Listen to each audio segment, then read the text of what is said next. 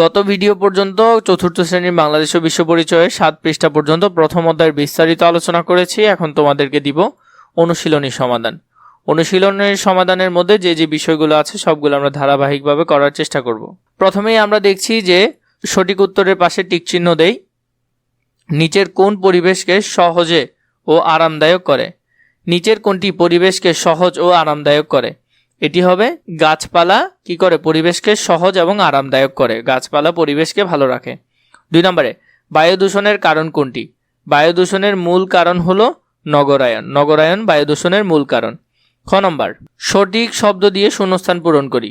প্রাকৃতিক জ্বালানি মজুদ ঢ্যাঁস নয়, অপুরন্ত নয়। আমরা যদি এটা দেখি অসীম নয়।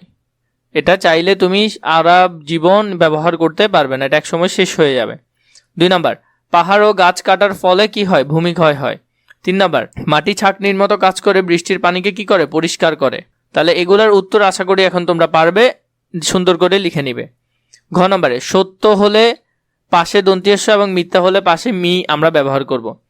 উপকূলীয় অঞ্চলে বাঁধ দিয়ে চিংড়ি চাষ করলে মাটির লবণাক্ততা কমে যায়, এটা মিথ্যা কথা। তাহলে এখানে আমরা কি লিখবো? মি লিখবো, মিথ্যা।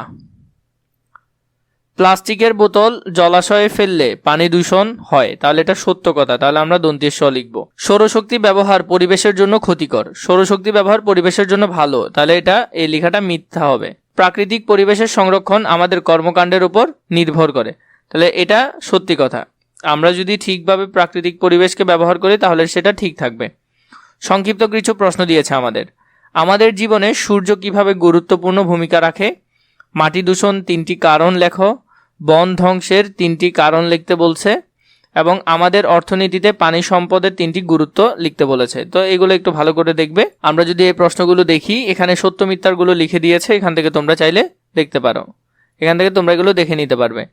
সংক্ষিপ্ত প্রশ্নের মধ্যে প্রথমে আমাদের জীবনে সূর্য কিভাবে গুরুত্বপূর্ণ ভূমিকা রাখে, আমি ছোট করে লেখার চেষ্টা করেছি যাতে তোমাদের জন্য সুবিধা হয়। সূর্য আলো ও তাপ দেয়, উদ্ভিদ খাদ্য তৈরি করে এবং জীবন ধারণে সাহায্য করে। 2 নম্বর মাটি দূষণের 3টি কারণ লেখো। পলিথিন ফেলা, রাসায়নিক সার ব্যবহার করা এবং শিল্প বর্জ্য। 3 নম্বরে বন ধ্বংসের 3টি কারণ। বন ধ্বংসের 3টি কারণ গাছ কাটা, বসতি স্থাপন, জ্বালানির জন্য কাঠ ব্যবহার। আমাদের অর্থনীতিতে পানি সম্পদের 3টি গুরুত্ব, যেমন কৃষিকাজে পানি লাগবে, মৎস্য চাষে লাগবে, বিদ্যুৎ উৎপাদনে লাগবে। এগুলো আনসারগুলো তোমরা সুন্দর করে নিজেরা লিখে নিবে। এরপরে যে কোয়েশ্চেনগুলো আমাদেরকে করেছে সেগুলো হলো বর্ণনামূলক প্রশ্ন। প্রাকৃতিক ও সামাজিক পরিবেশ কিভাবে একে অপরের উপর নির্ভরশীল সেটা আমরা দেখব। 2 নম্বরে প্রাকৃতিক পরিবেশ সংরক্ষণ তোমরা কি কি ভূমিকা পালন করবে তা লেখো। তো এটাও আমরা দেখব। এই 2টা প্রশ্নের উত্তর আমরা দেখব এখন।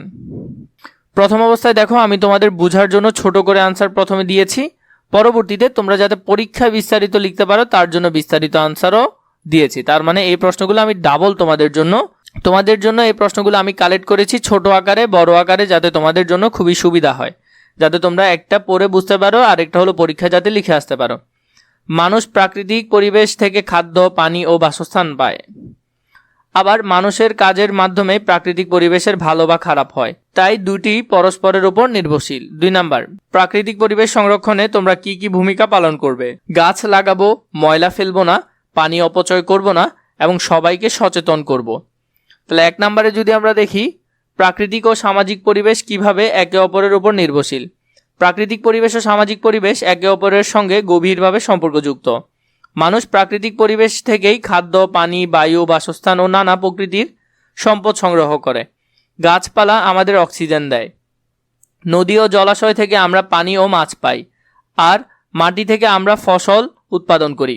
অন্যদিকে সামাজিক পরিবেশের মানুষের আচরণ, কাজকর্ম, সিদ্ধান্তের মাধ্যমে প্রাকৃতিক পরিবেশকে প্রভাবিত করে। মানুষ যদি গাছ কাটে, নদী দূষণ করে বা প্রাকৃতিক সম্পদের অপচয় করে তাহলে পরিবেশের ক্ষতি হয়। আবার মানুষ সচেতন হলে গাছ লাগায়, পরিবেশ পরিষ্কার রাখে এবং প্রাকৃতিক সম্পদ সংরক্ষণ করে। তাই প্রাকৃতিক পরিবেশ ছাড়া সামাজিক পরিবেশ টিকে থাকতে পারে না এবং সামাজিক পরিবেশের আচরণের উপরেই প্রাকৃতিক পরিবেশের ভালো খারাপ হয়। এই কারণেই দুটো পরিবেশই পরস্পর উপর নির্ভরশীল। প্রাকৃতিক পরিবেশ সংরক্ষণে তোমরা কি কি ভূমিকা পালন করবে? প্রাকৃতিক পরিবেশ সংরক্ষণে আমরা সবাই গুরুত্বপূর্ণ ভূমিকা পালন করতে পারি। আমরা নিয়মিত গাছ লাগাবো এবং গাছ কাটতে নিরুৎসাহিত করব। রাস্তাঘাট, নদী, পুকুর বা খোলা জায়গায় ময়লা ফেলবো না এবং অন্যদেরও ময়লা ফেলতে বাধা দেব। পানি অপচয় করব না এবং প্রয়োজন ছাড়া বিদ্যুৎ ব্যবহার করব না। পলিথিন ও প্লাস্টিক ব্যবহার কমিয়ে পরিবেশ বান্ধব জিনিস ব্যবহার করব। পরিবেশ বান্ধব হলো পরিবেশের সাথে খাপ খায় এমন কোনো জিনিস, যেমন প্লাস্টিক পরিবেশের সাথে খাপ খায় না, সেটা কখনোই পচে না। পাশাপাশি পরিবার ও বন্ধুদের মধ্যে পরিবেশ রক্ষার বিষয়ে সচেতনতা তৈরি করব। এভাবে ছোট ছোট কাজের মাধ্যমে আমরা সবাই মিলে প্রাকৃতিক পরিবেশ সংরক্ষণ করতে পারি। এভাবে করে তোমাদের বাকি অধ্যায়গুলোর যদি পর্ব প্রয়োজন হয় আমাকে নিশ্চয়ই কমেন্ট করে জানাবে।